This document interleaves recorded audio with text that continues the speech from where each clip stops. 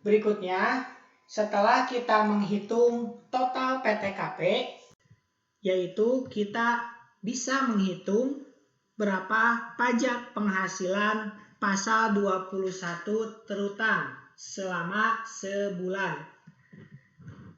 Kita lihat cara menghitung pajak penghasilan pasal 21 terutang sebulan. Kita harus dapat yang namanya penghasilan kena pajak atau PKP-nya dulu. Pertanyaannya, bagaimana cara menghitung PKP? Cara menghitung PKP yaitu penghasilan neto setahun dari perhitungan sebelumnya dikurangi dengan PTKP yang kita sudah hitung di sebelumnya.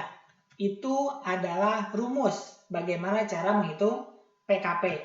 Penghasilan neto setahun dikurangi dengan PTKP. Jadi dapat PKP setahun.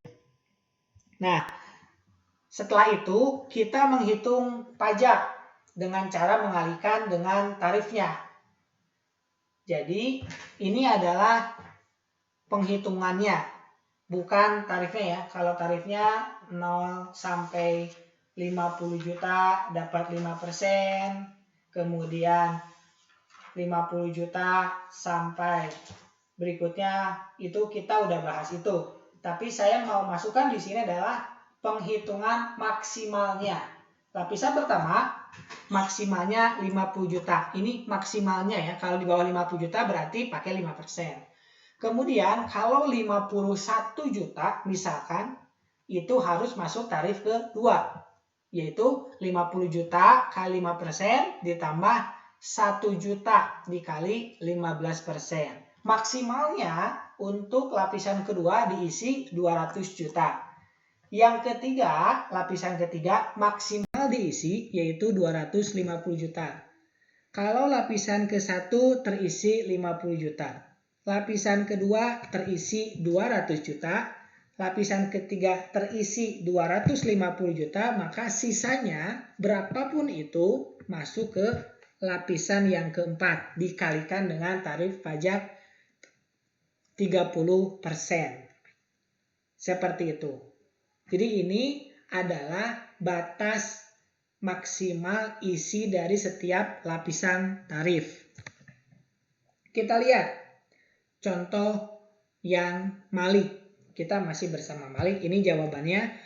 Penghasilan neto setahun atau disetahunkan kita udah dapat ini. Kemudian PTKP di video sebelumnya udah dibahas. Hasilnya 72 juta.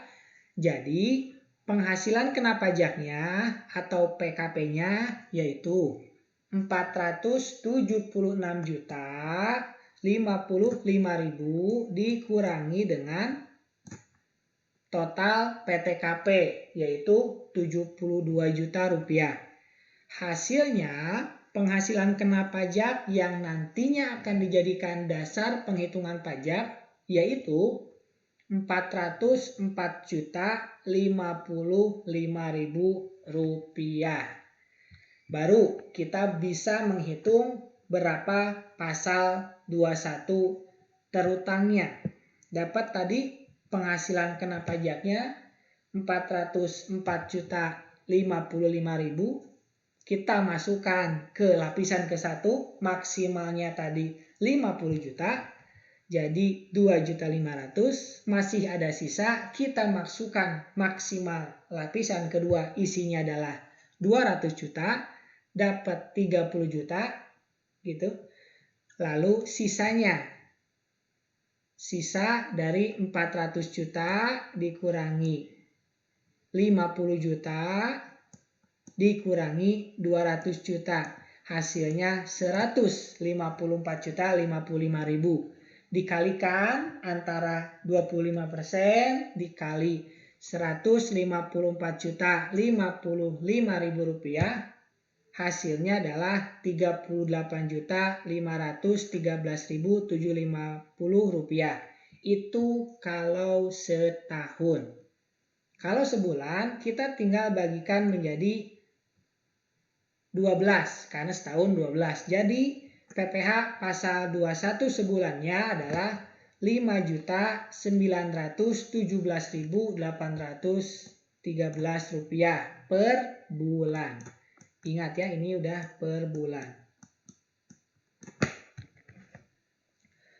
Ini per bulan. Nah, ini adalah jawaban lengkap dari kasus Malik. Dari yang paling atas, gaji, sampai PPh pasal 21 terutang sebulan.